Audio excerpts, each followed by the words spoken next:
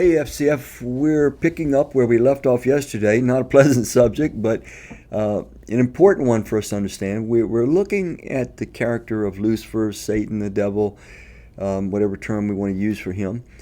And we want to go back to how did this happen?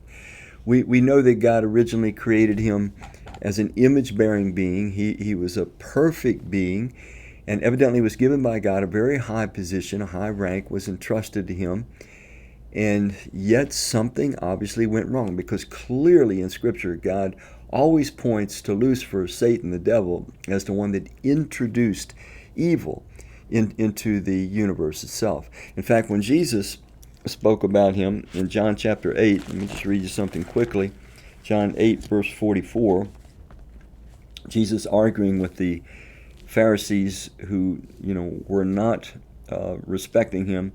He says, "You belong to your father, the devil, and you want to carry out your father's desires.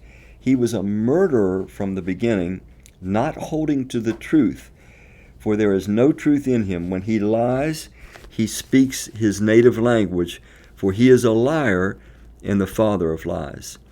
So here we have Jesus saying that Satan was the creator of dishonesty. He brought it into the universe, and this goes way back before humans were created. We don't know how time operated back then, but this is way back when there were these, large numbers of angels. We could call them extraterrestrials now because they were not made on this planet. And he introduced this concept of dishonesty. He's the father of lies. Says he's the murderer as well. I guess that's talking about the murder of Cain, or murder of Abel by Cain, his brother. It's a little bit hard for us to tell. At any rate, he's the initiator of evil. He brought evil into existence. But it's not how he started out. So let's get a picture of how it started. In the book of Isaiah, we have this little glimpse. Isaiah chapter 14, verse 12. It says, "How you have fallen from heaven, O morning star, son of the dawn." That could be translated Lucifer as the morning star. "You have been cast down to the earth, you who once laid low the nations. You said in your heart," and here's the key, what happened inside of Satan. "You said in your heart, I will ascend to heaven. I will raise my throne above the stars of God. I will sit enthroned on the Mount of Assembly, on the utmost heights of the sacred mountain. I will ascend above the tops of the clouds. I will make myself like the Most High."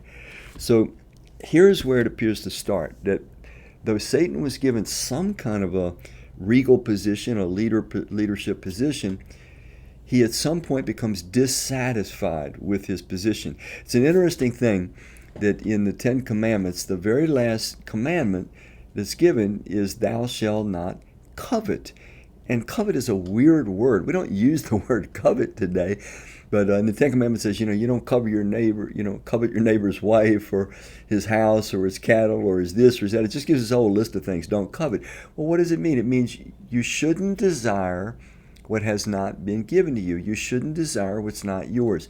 It appears that the root of Satan creating what we call the origin of evil, the original sin, it was his refusal to be content with what God had given to him and entrusted to him. The book of Ezekiel chapter 28 verse 17, it adds that he was also proud because he was evidently such a beautiful being on top of things, and such a gifted being. So covetousness, this desire to have more than what God was able to give him, and I do say able because it says in that portion in Isaiah that he wanted to be like God himself. Well, a finite being can never be like an infinite being. God is the eternal first cause.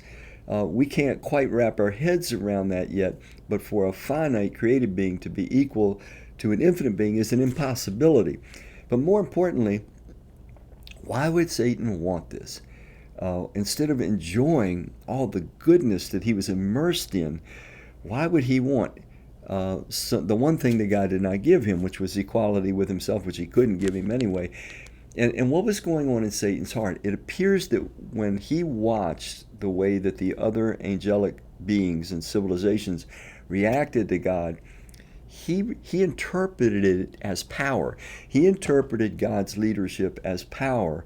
It was really God's loving nurture and necessary guidance and direction, but he looked at it as control, as power. And it appears that he started to yearn for this kind of control. When you watch Satan's activity in the entire rest of the Bible, it's all about control. It's all about power. He'll use deception. He'll use intimidation. He'll use any tool in the box to get control, to get power, because it appears that he really perceives that's sort of the highest good or the highest joy.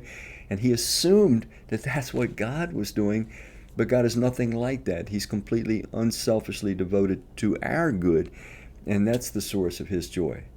So we're going to continue looking a little bit more on Satan as we go on, so we'll pick it up again tomorrow. Thank you.